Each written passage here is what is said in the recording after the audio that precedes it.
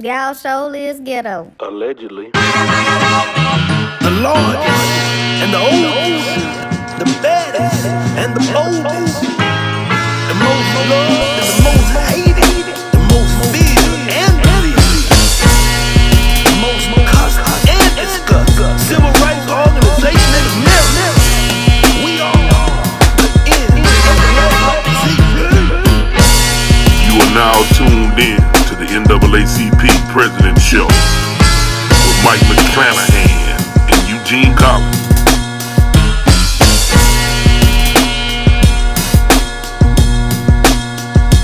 All right. So we'd like to welcome y'all to the NAACP President Show. And you are on set on our brand new NAACP President's radio show set here. And this is your local branch president, Eugene Collins, alongside our statewide convention president, Michael McClanahan. And you're viewing our brand new set, President McClanahan. I'm going to let you talk about this. Gene, I am so excited, man. You know, I knew that if we kept on what we were doing, we were on to something special anyway. But now we're getting them the full effect. You're going to hear what we have to say, but you're going to feel what we have to say in a whole new light. You should get a better perspective on what we're going to talk about on our show, Gene. A whole better perspective, right? And we got it's changing, right? It's changing. But this is the NAACP President Show. We talk about hard hitting issues, so we're gonna jump right to the content that matters here. And Mr. President, there's been a lot that's been said and been happening, and we know that this summer the mayor's office is taking an approach to safe, hopeful, and safe, healthy, and hopeful summer. And they're talking about gun violence and the things that go along with that. And recently, I work with our man Johnny Domino, and we got in touch with CeeLo, right? And CeeLo, for those of y'all that don't know, CeeLo is a legend in the rap game here locally. He's one of the elders in our community now, just a really positive and good brother. And I asked him a simple question. I say, man, what is a shooter? What constitutes a shooter? What's the mindset of a shooter, right? And he told me that a shooter is your underperforming kid. It's the same kid that couldn't hold a job at McDonald's frying fries, right? It's the same kid that might have dropped out of school. He even told me that a shooter in the gang is the lowest level job that you can get. And I don't know how many people realize that. Like, a shooter is the person within the group or the gang or whatever you call it, that like nobody trusts with any other task. So that's how they earn their keep. So I'm like, when you talk about this shooter here in Baton Rouge, this is a kid that on every level we probably failed in some ways, right? And that's not to negate personal responsibility in the matter. But like when he explained that to me, it just clicked. It clicked for me. It was like, so this shooter is somebody that is always underperformed. So get to that kid. But then you bring up a strange conversation about who can get to that kid, President McClanahan. And I want to get your thoughts on that. Well, when we were talking, the first thing that I thought about was power. To a kid that's, being bullied at school, that nobody kind of loves listening to. That gun in his hand represents power. That's how he levels the playing field. If you don't listen to me then, you're going to listen to me now. If I didn't have a word to say that nobody listening to, they listening now. And so how you get to that kid, man, you have to get to these kids, man, almost at birth. Because our communities are so traumatized. Our communities are traumatized from the neighborhood, from the outer circle, from grandma, mama, nieces, the whole community. When I go to school, there's trauma. So the whole community in our side is traumatized. So how do we get to the traumatization? What causes the trauma? Because the kid sees his environment, he becomes a product of the environment. So he's traumatized from birth. And you want to talk to, you need specialists to come in and talk to somebody who understands, I'm glad you introduced me to this cat, like a Johnny Domino, man, who was multifaceted. Somebody who can translate stuff. Because, man, I was a guy that kind of ran a little bit in the hood, but I understand London language. I've been hanging with guys and I looked at somebody else and said, well, Mike, they meant this. I said, oh, yeah. So you need somebody not only can talk it, but kids can feel it. Because, kids come to me all the time, hey, Mr. Mike, how you doing? And then I say something, say, okay, Mr. Mike, I understand. Because I ain't been saved all my life, still ain't, But there are certain kids, certain people that understands feelings, what comes from the heart, reach the heart. It reaches the heart. And, we've seen this eruption of violence. But it's like at the same time, President McClanahan, and again, not to negate personal responsibility, what can we expect when we have decades of divestment in certain areas? And we don't want to talk about it, but, we talk about underperforming schools. Where are those underperforming schools located?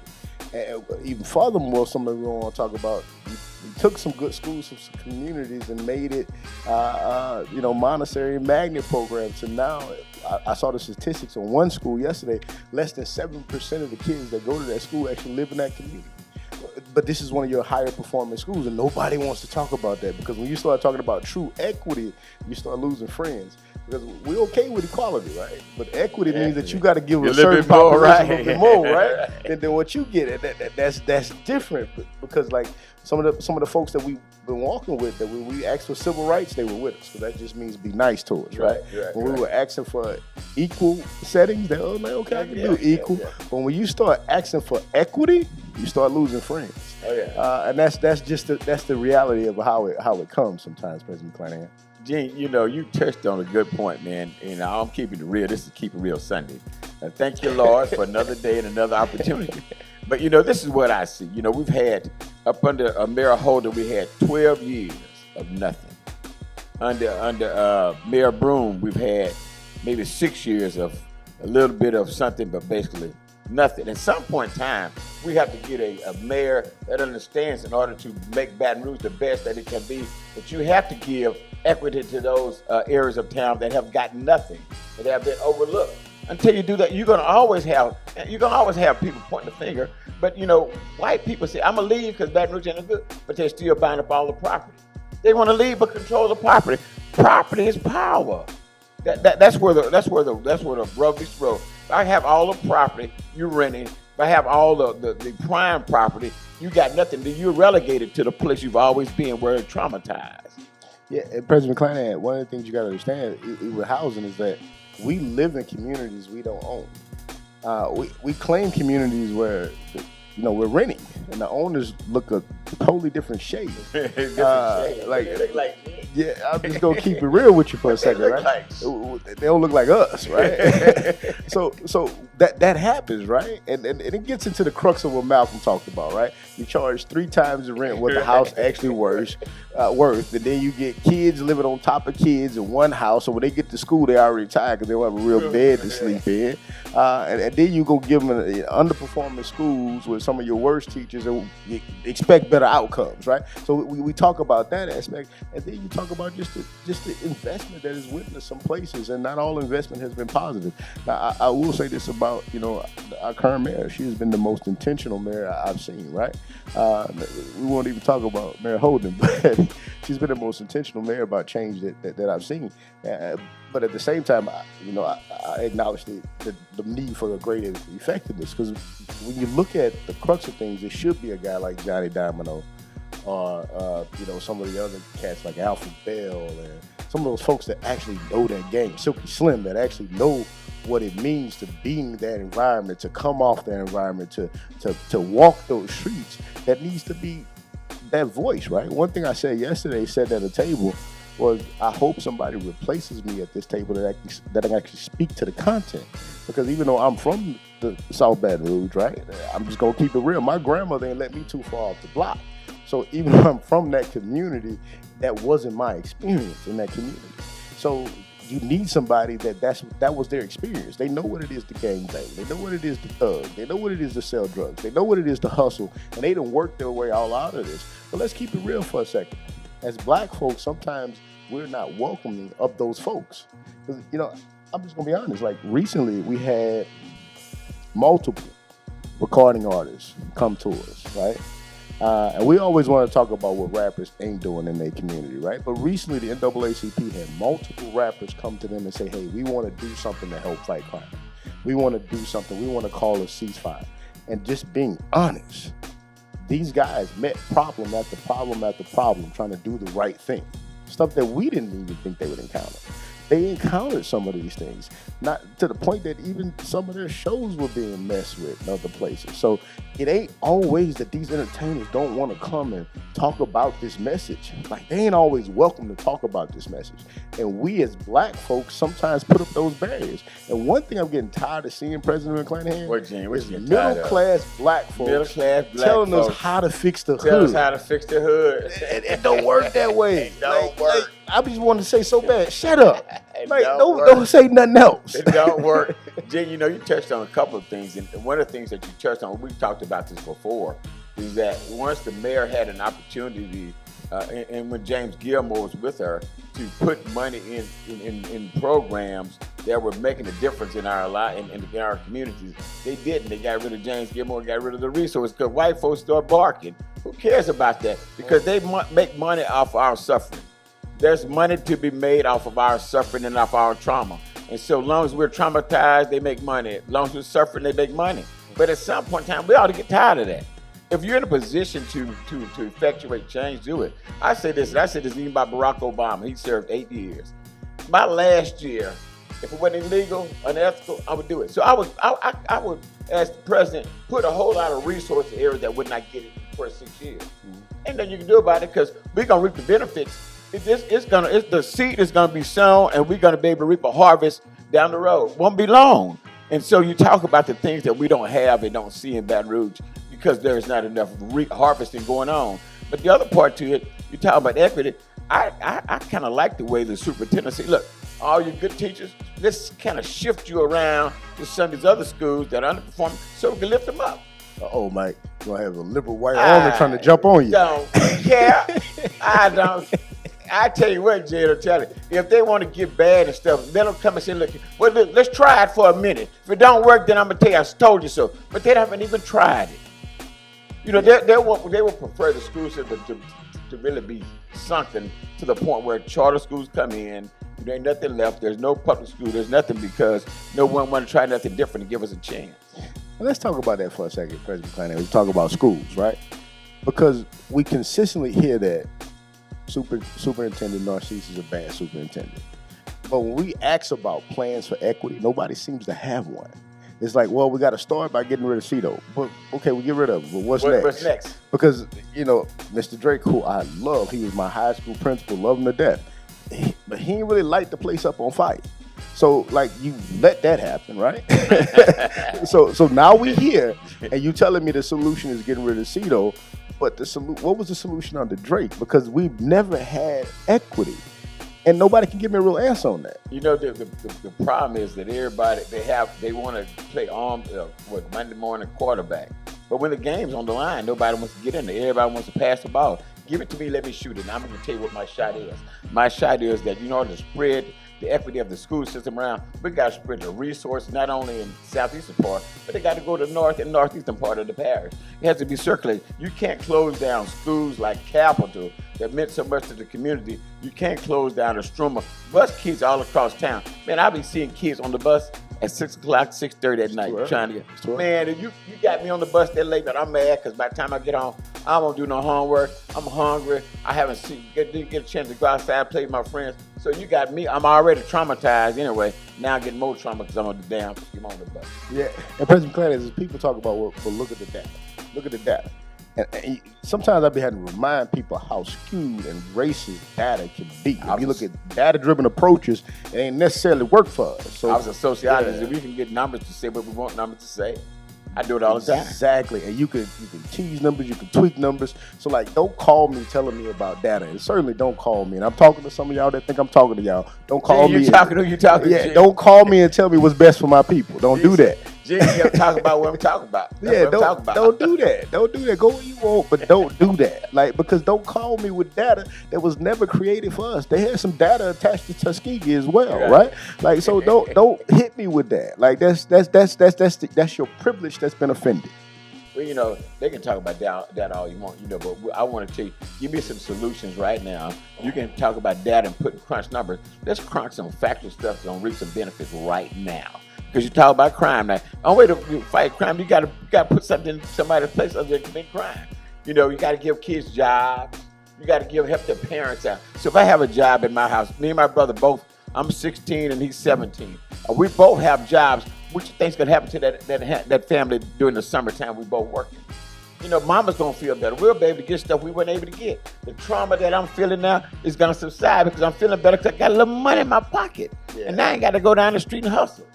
That's what it is, and that's what people from the community don't understand. Is that there's so many other elements to factor into these kids. And I'm only bringing this up because I was in a room yesterday with some parents, right? Some black parents from the community.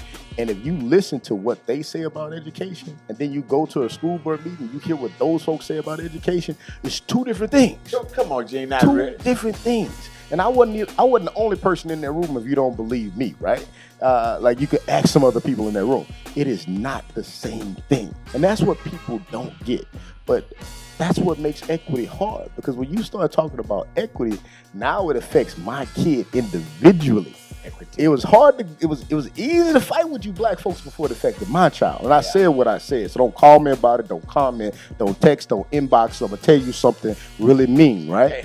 So like just know that. I'm gonna cuss you. Guy, though, G. I'm sick of talking to him about it. Like the meetings are over. I'm not gonna read about it no more. They say you're nice, dark-skinned guy. I'm done talking about it. Because that because nobody wants to understand it. Yeah. Like people want to come and talk to us and let the NAACP hear them, but they rarely want to hear us. And literally some of our friends, we didn't agree with y'all on every single fight. We disagree with y'all on one fight, and we the worst thing. That's bull crap. You know but I don't get involved in that, Gene, because we've been around since 1909. Yeah. Most people been died off, and we still be here. Their kids be done died off, and we still be here. We still been here fighting a fight, but nobody want to get in the fight. So they don't tell me about these fights, because most people, one, they ain't trained fighters. They trained cheerleaders. They want to jump around when everybody's knocked down and knocked up, whatever the case may be. Yeah. Don't talk to me about it. Yeah, like literally, I'm saying that. Like literally, we disagree with these folks on one thing, and you want to jump in with this bull crap when you know for a fact you ain't coming to these communities to see what's going on. And it ain't the same to pay no people to come out here. I'm talking about you.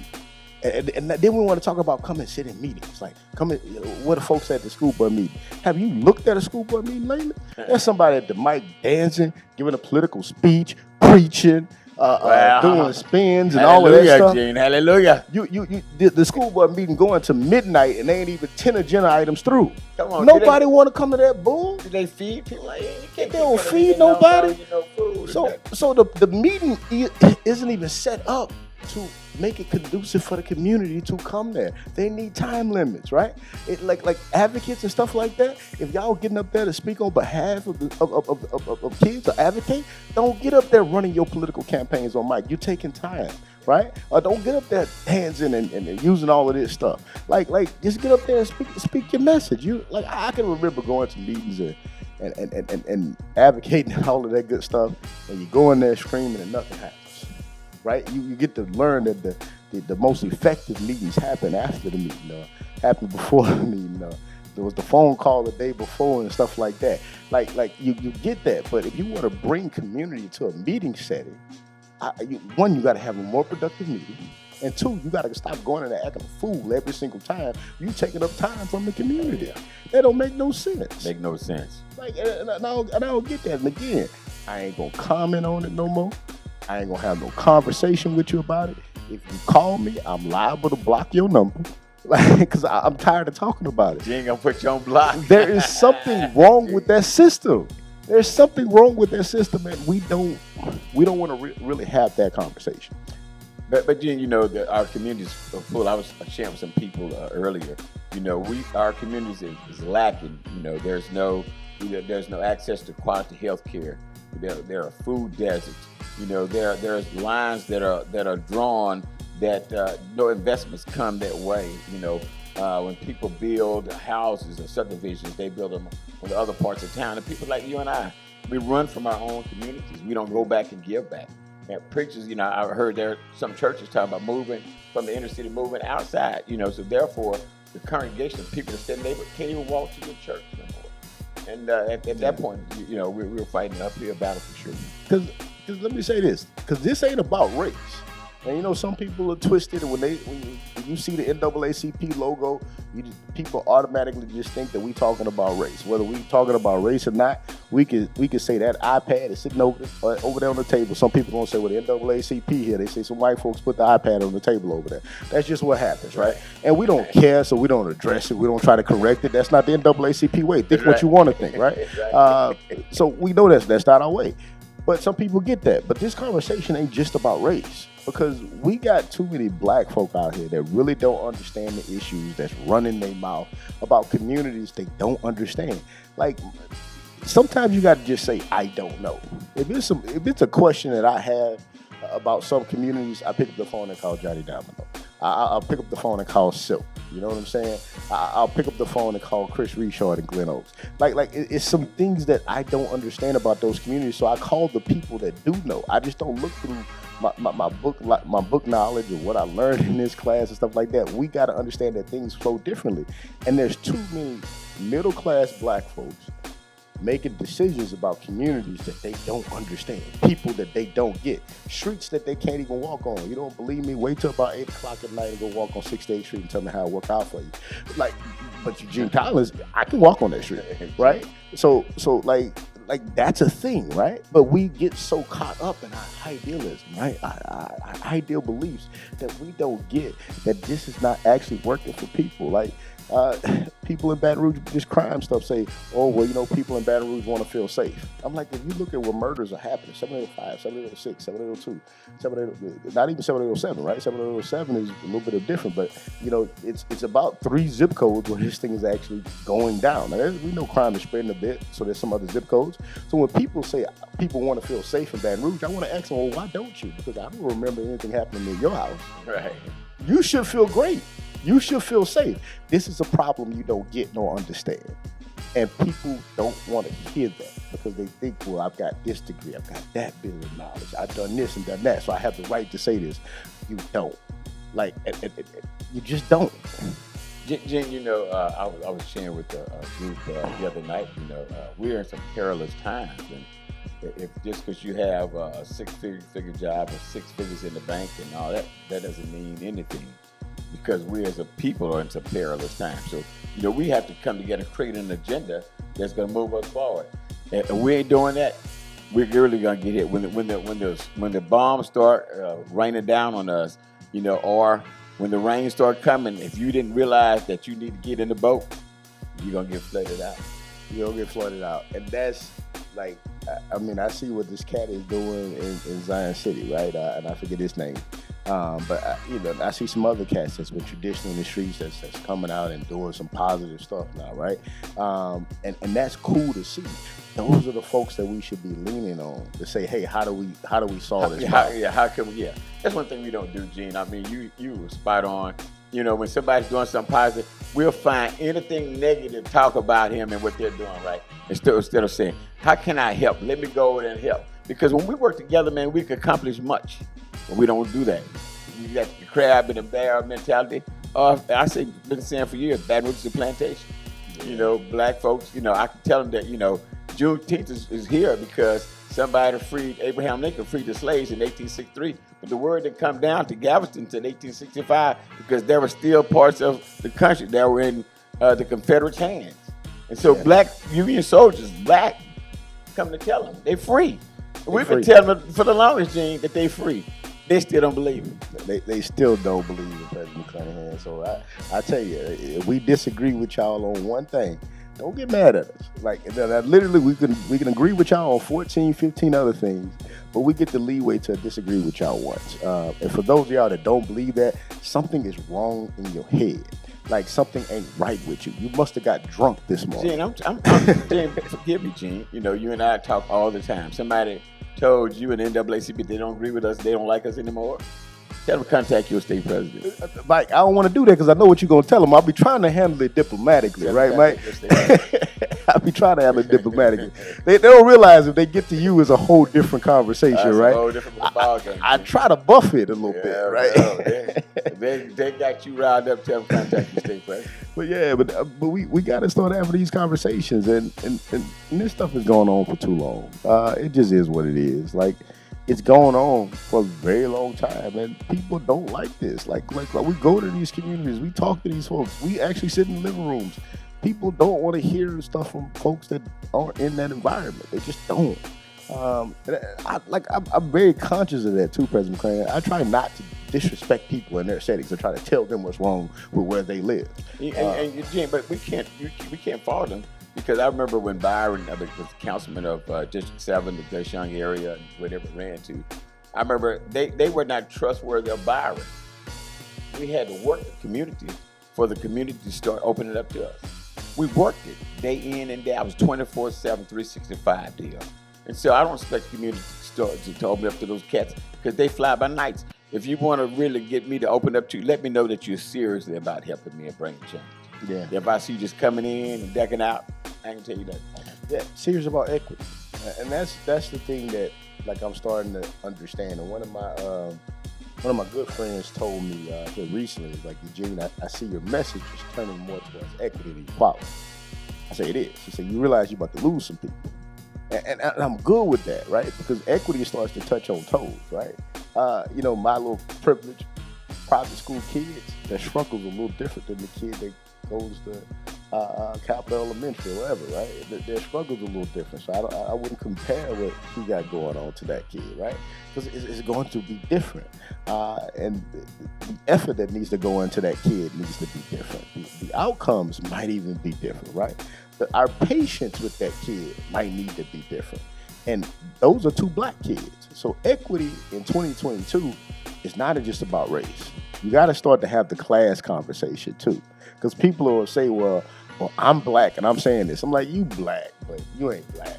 You know what I'm saying? Let's just keep it real for a second. She said there's black, not Hispanic. Yeah. There's few parts black. There's no parts black, and there's all parts black. So which one are you? And I ain't discounting your black experience.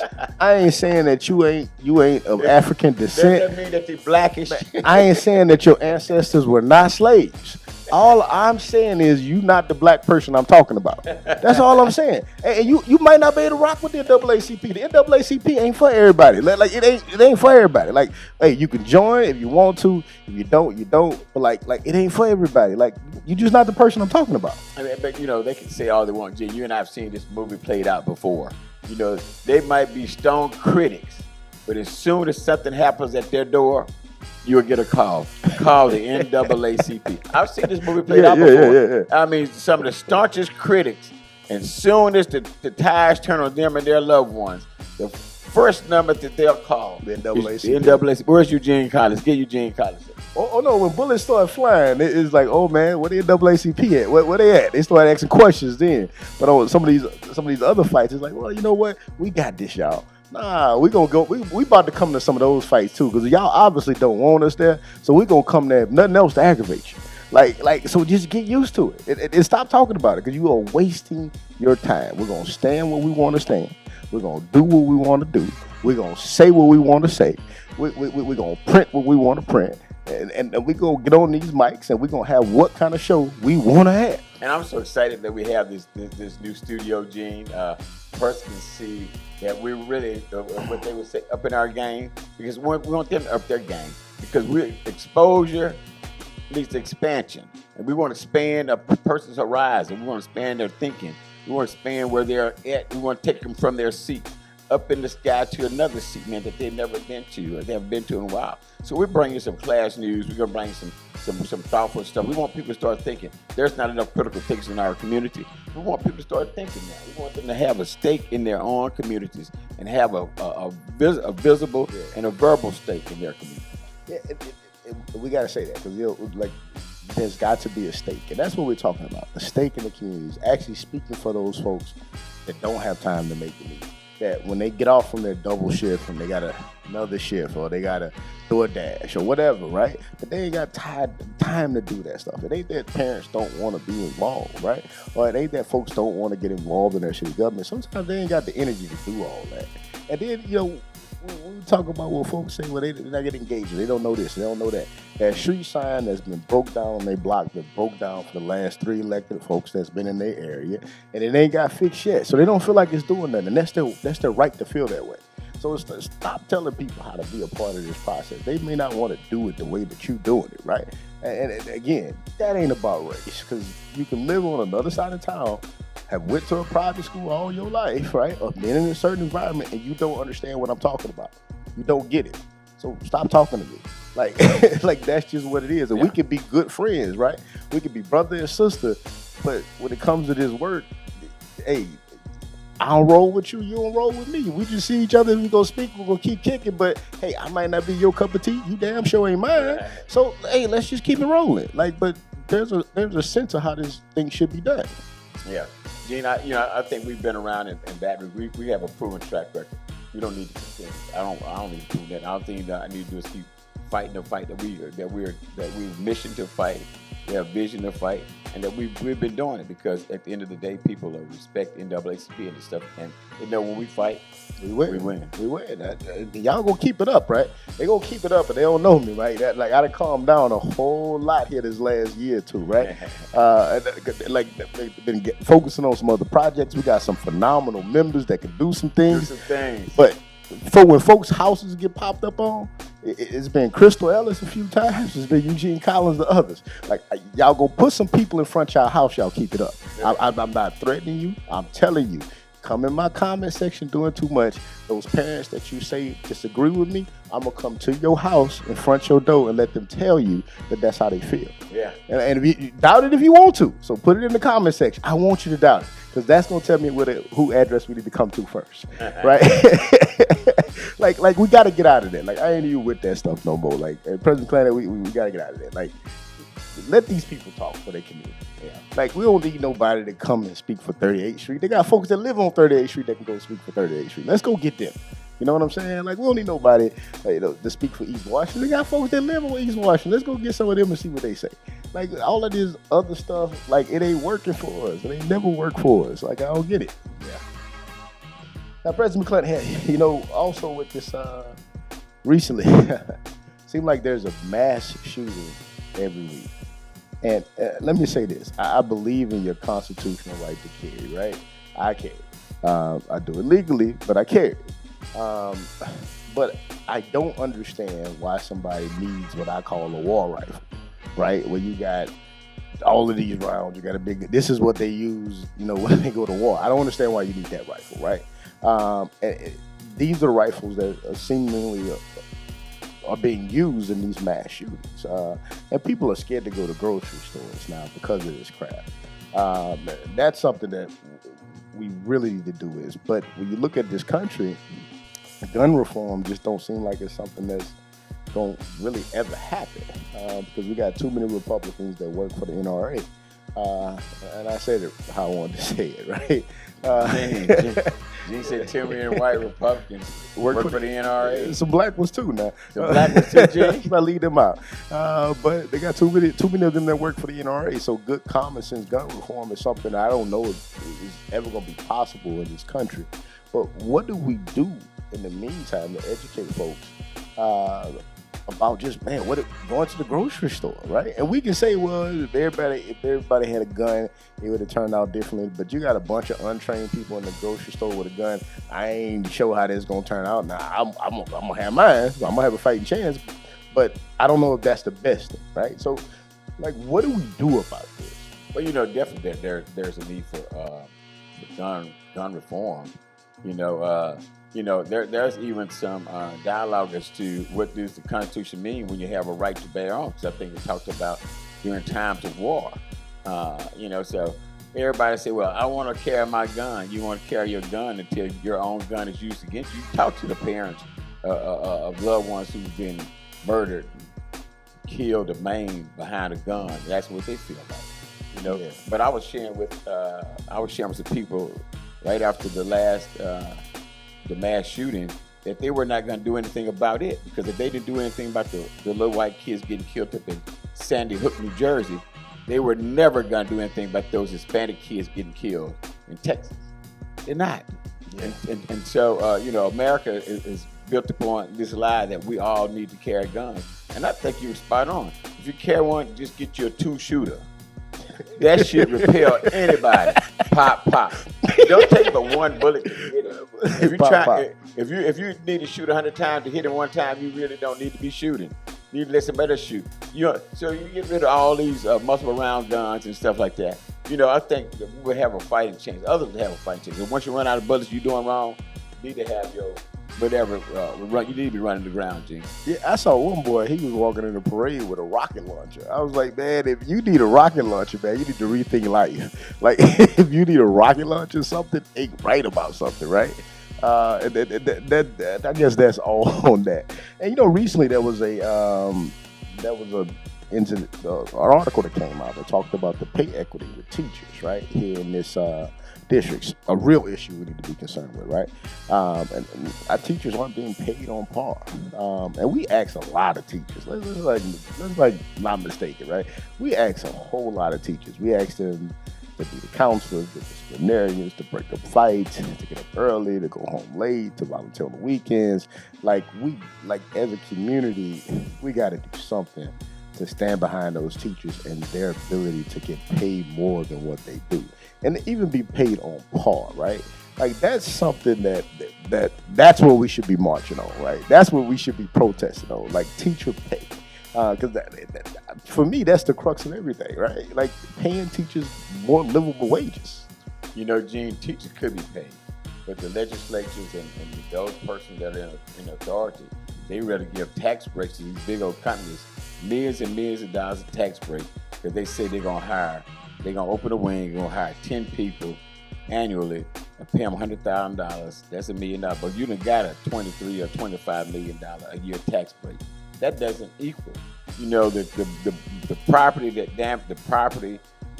taxes that they don't pay, and all the other stuff doesn't amount to, us giving that break. If you let them put that money into education, we could make sure that education is the plum job that it used to be. If you were a teacher, man, people respected you. Yeah. Everybody wanted to be teachers. Now the teacher profession is losing teachers at an alarming rate. And you have no qualified teachers teaching these students. And all they're doing is focusing on a few tests. And when you get out, you don't have a job. The teacher running because her kids are left behind, her own kids that she birthed, because she was taking care of somebody else's kid. Having to go, as you said, Gene, she had to go at nighttime, drop off some paperwork, pick the kid up, all this kind of stuff, man, which is needed, but it really doesn't need. The system needs to make opportunities for her to do her job, which is to teach. All the other stuff need to hire persons to do that. Yeah. I mean, all of that stuff, right? But this teacher pay thing, that's something we got to keep an eye on. What are they paying teachers, Gene? The last time, whatever it is not enough. Teachers should be the highest paid profession, in any city. They should be making $75,000, $100,000 easy. Yeah. So some of the warriors from the school board meeting go down to the Capitol sometimes. We need to fight for the teacher pay. Cause that's a thing, right? That's a thing. That teacher pay is a real thing, a real fight. And we know this is a lot in our community. And we know that, man, just yesterday, I woke up, there was a shooting that popped across my phone in Gardea. Then there was one on Young. Then there was one on Highland. And folks say, well, Baton Rouge is going crazy. I'm like, I don't know about going crazy. Some of this been some of this way, right? Some of these folks just starting to connect on some of this stuff. But then, yesterday I said in the meeting when I looked at the shot spotted data, like how many shots people are actually shooting in communities. And it was crazy to see how many gunshots are happening in some of these inner city communities, right? And that's why folks talk about put your guns down. I'm like, man, if you saw this shot spotted data and all of these guns is going off around people, ain't nobody about to put their gun down. That's dumb. Ain't nobody about to do that. Why you even saying that? I got gunshots going all around me. And people say, well, guns don't make you safer. It just makes you feel safe. I want to feel safe. Right? So I will keep it with me. But people, will say these things that don't make sense in certain places. And that's one of those things. But, and I know we're circling back to this, but... and those aren't registered gun owners. Most of those folks are getting the gun right off the block. They're getting the guns off the streets. They're buying the guns from their homeboy. They're buying the gun from the gunman. But they're not going to the gun shop. They're not going to Walmart. They're not doing that kind of stuff. These are a lot of these folks with illegal guns taken out of cars and stuff like that. Boxes of guns left by the police at the edge of the street. Like stuff like that. And like that. And I ain't saying that was an actual instance. I'm not putting no misinformation out there, but there was a box of guns left on the corner by a cop. That's just what happened. But those are real things. So these are not legal guns, but I mean, it's shooting stuff. Something got to be done about it, and it's bad. But at the same time, President McClanahan, we got to remember that organizations like the NAACP, like the Urban League, like the Black Panther Party, like some of the great civil rights organizations, we always talk about the 1993 crime bill, but we don't realize our grandparents and parents actually lobbied for very similar pieces of legislation. They asked for that bill, right? And now they didn't understand how that would be used to usher in mass incarceration, right? They didn't get that would be the onset of these things, right? They didn't understand that, but they asked for it. We got to be careful to not be so knee-jerk in our aura of feeling safe that we ask for something that hurts our people for the next 50 years. We got to be careful with that. Like we want to say we want our community safer, but we don't necessarily want to tell BRPD come back in here like Greg Ferris is the police chief again. Right. We don't want to necessarily say that, because that ushers in something that the NAACP and other organizations, the Power Coalition, the Black Panther Party, Nation of Islam, and whoever else I've left out, that they didn't work hard to roll back some of these reforms. I hear people asking for that stuff back. And I don't think they know what they're asking. So, we need a conscious, a smart approach to reducing crime. But let's not usher ourselves back into more incarceration, stuff that people have worked to get rid of. Because I can guarantee you the system ain't going to use it the way you think they're going to use it. Right. The Criminal Justice Reform Act of last year was to roll back some of these archaic laws that kept men and women incarcerated for longer periods of time, and the savings was supposed to be reinvested back into programs like helping these young men and women when they get out get their GEDs or get their license or some type of certification and that stuff like that, so they would not be part of that vicious cycle that brought them back into the system. Saving money. I don't know if there was. There should be right now a data that indicates how much money was saved. So if you're saving money, put it back into the communities, put it back into these person's job training programs so that person will feel good. Because I tell you, man, people really want to work. People want to make their own money. But if you don't give them opportunity, if you put barriers to them getting out and make a living for themselves and to feed their families, they're going to go back to what they really only know how to do. That's survival mode. Yeah, because if somebody can eat, they're going to eat by any means. That's survival, baby. Survival. That's just the reality. They some of them wings from the Blue Store. Yeah, the Blue Store wings, Air Jordans, all of that stuff, right? Look, so we back there doing something with Alexa. But Alexa's saying, Alexa's got her own mind on a Sunday. So woman got a Sunday mind. Praise God, praise God, praise God. Now we said this was our new studio, so we working out some technical difficulties. But I feel like Alexa just said what me and Mike wanted to say. So we're gonna roll with no it. justice, No peace. Hey, this is the NAACP President show right here. You want something different? Go tune into whatever else, right? But you gonna get the real here.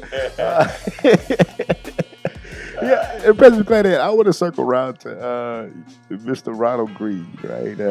In that case there, and Ms. Bona has been fighting for this for a long time.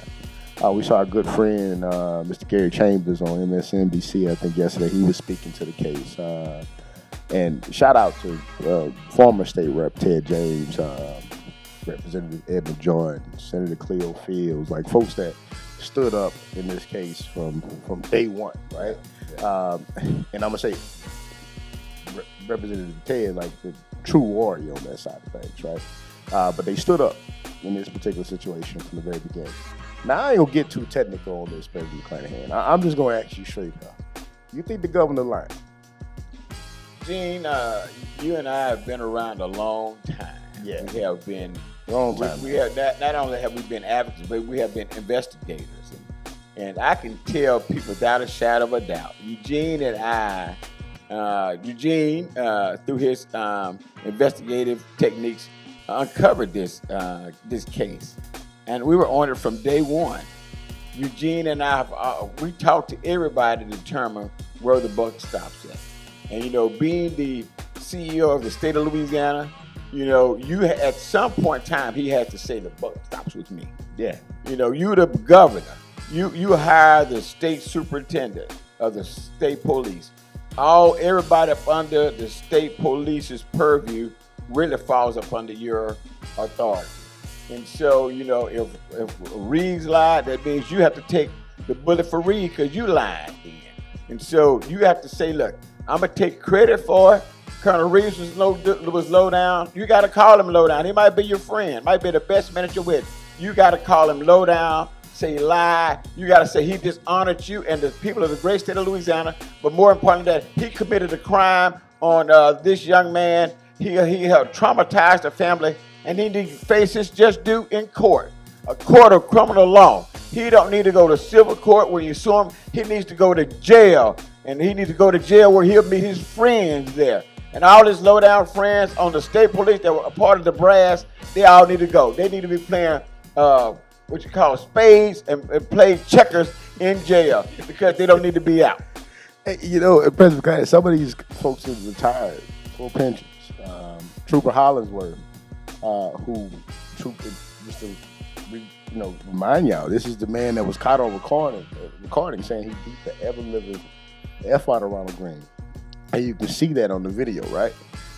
This man was buried with full honors. Gene, like nothing happened. 2 points. I'm glad you brought that point, Gene, because remember I said with Chris Nakamoto about a year or two ago that there needs to be a law that says if you commit a crime such as this, that you don't need to get full retirement with benefits. And as the Hollywood committed suicide, his family still get those benefits. That needs to be a way to block that. Some law needs to be passed because his family don't need to be able to benefit from his low downness, his criminal activity.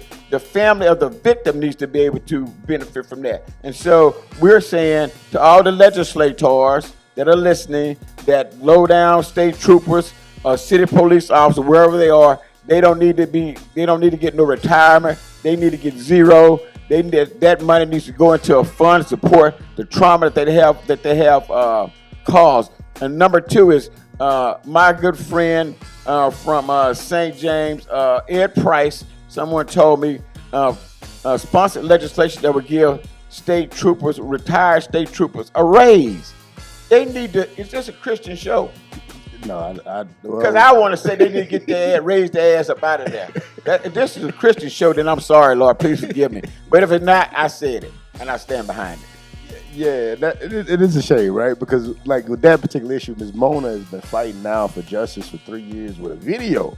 Some of these dudes still free. So when we talk about the system and equitable, that's what I'm talking about. Because if you shoot somebody or you beat somebody to death and there's a video of it, President McClanahan, I guarantee you they come and get you, right? Gee, they come get me. They come and get you. This Jim telling you. So that goes to the point, I was telling someone in our community, when we see what happens in the criminal justice system, we just want to make sure that it works for everybody. So that if you would have arrested these low-down cops, if you would have let them have to post a bond, if you let them have to hire lawyers, then we're saying, well, listen, we getting something. Take them to trial. Whether you win or lose, that's part of the system. The system should work. At some point in time, that means that they had their day in court, and their day in court say they win. But let them go to court, right? They ain't had to spend no money because they ain't had to post a bond. The bond should have been $250,000, $300,000. What's 12% of that? They should have to post that and then hire a lawyer. Ain't no lawyer gonna take the case for under $50,000. So they should have had to spend. You see what I'm saying? Yeah. So that's what should have happened, man. None of that happened. They should have to come to court because you got hearings. They should have to be to court, and so everybody can see them when they walk up them steps leading to the criminal courthouse. We should be able to see them, and the court, and they should be on camera with the getaways and these other fine organizations out there filming them going to court, getting their just day in court. But now we had to do none of that. We ain't do none of that, President McClanahan, and that's the problem, right? Is that if President McClanahan or Mike McClanahan kills somebody, he's going to jail. Gene, I'm going for him. Going to jail. I'm like, oh, give it a chance. You give the white man a chance. God, dog. All right. If it was a Christmas show, we'd have messed that up, President McClanahan. Tell us how you really feel. But, okay. But I got a feeling that part might end up on getaways that you mentioned, right? But you're spot on, President McClanahan. It's like as an officer, if you kill somebody, you're going on paid administrative leave. And then you gotta hope and pray that you even get a grand jury convened to possibly get an indictment, and even then getting a conviction is even more difficult, right? Sometimes it's a win just getting it heard. Yeah, just getting it heard. Man, Gene, you're right. Yeah, and that's a hard thing to tell a family. Like, hey, people know what happened to your son. That's probably the biggest win you're gonna get on this case. Yeah. But with some families, that's all you can offer them. Yeah. And it's hard. It's tough. Like, in some families, you can say, well, hey, I think we're gonna get a grand jury convened. I don't think we're gonna get an indictment, but the fact that we getting the grand jury convened is a little bit farther than the last case went. Oh man. Then the next family, hey, y'all got an indictment. I don't think you're gonna get a conviction, but hey, in the system of things, it's a little better than the last case. But that's, just because the movement is moving forward, it sucks that you gotta deliver that information to families. And a lot of the times, the families ain't got nobody else to be mad at but you, so you got to understand that. But, I mean, it just sucks that individual families may not get exactly what they want, but I do believe the movement is pushing forward. And these things are becoming more accountable. And don't hit me with that, well, more black people kill each other than cops, right? Like, look, this is a paid servant. It shouldn't happen. So that kill that argument is different, right? And this person is trained, ain't out there gang banging and thugging. Unless you want to compare that base to gang banging as a thug, right? But if y'all don't, it's not a great comparison. And black folks that y'all want to say that argument, like literally that argument was designed to make your dumb ass think that, right? Like if you don't believe in me, Google it. Like that argument was designed to combat police reform. Right. Like, don't take my word from it. Pull out your cell and your device and Google it. Like that argument was made for your dumb ass. Like it was. Like, I mean, I ain't making this up. Like you can't make this up. You can fact check this. Like this. Like you can fact check it. I'm about to Google it, Junior. You can fact check it. A big shout out to Getaways Media. Now that the NAACP President Show is going to still be on WTQT 106.1, but we also will be moving the NAACP President Show to the Getaways Media Network. So you're going to be seeing some of that stuff and some of the stuff that Johnny Domino and then the Sister P over there got rolling. So we're going to got to get the platform expanded there, but there's going to be some things coming up that y'all want to pay attention to, and y'all going to be seeing some new stuff from the media arm of the NAACP. And it's gonna be a true arm. So we're gonna be introducing some good stuff here over the next week, but over the next month, year, few years, because we want to expand this thing into something real, something real. We want to expand the studio offerings, and so I'm excited that we've actually doubled what we were doing before. We've doubled that, so they'll see a whole new platform roll out within the coming days. So get excited about what we have to offer, because this is true. A black media man that's going to bring the news, balanced news that you can understand, that you can appreciate from your perspective. Yeah, so all y'all folks that's out there that say we ain't had no black news, we're going to need y'all to come support. Black news! Come support. Don't say it no more. You got to turn on TV, support it, right? That's right. So we do. And I can't wait for y'all to see the whole picture there. But President McClanahan, we down to 2 minutes. Any closing thoughts? But Gene, as always, man, I would tell my people, we're about to get into election season. We can talk about all the stuff you and I talk about the crime. We can talk about the neighborhoods not having, but it boils down to who represents you. If you're serious about changing your neighborhoods and your outlook on life, go out and vote. If you haven't registered to vote, now's your opportunity to go register to vote. And when it's time, vote. But you need to have voting parties. We have parties for everything. For Southern beating up on Grambling. For Golden State losing to Boston. We have for all this kind of stuff. But we need to have we need to get real excited about going voting because we can change not only our present, but we can change our future. So go vote. I'm going to tell you this, President McClanahan, if the Cowboys ever get to the Super Bowl, whether I have a voting party or not, I'm going to have a Super Bowl party. And I'm coming too, Gene. Tell eat up and drink up all your food, you drink up all your drinks. All of it. I got you. Well, you've been here with the NAACP presidents. We'll be back with you again next week. This is your local branch president, Eugene Collins, alongside our state convention president, President Michael McClanahan. And today we had super producer Johnny Domino behind the camera, you know what I'm saying? So super producer, man. So y'all gonna be seeing more of this, and I hope y'all like the new set. So chime in, tell us what you like about the set. I already told y'all what not to call me with. Don't do it. Like don't do it. You're gonna be able to go tell somebody Eugene was rude to me because I'm telling you right now, I'm gonna be rude to you. Gene, don't be rude, Gene. You come in my comment section, I am not answering you. I'm clicking the block key and delete. I don't want to hear it. I don't want to talk about it no more. It's over. Done. Finished. Finished, right? So think about that how you will. But if you got comments about our set, what we can do to improve it, like if you like it, hit us up. Let us know about that, right? But you've been here with the NAACP presidents, and we'll talk to y'all next week.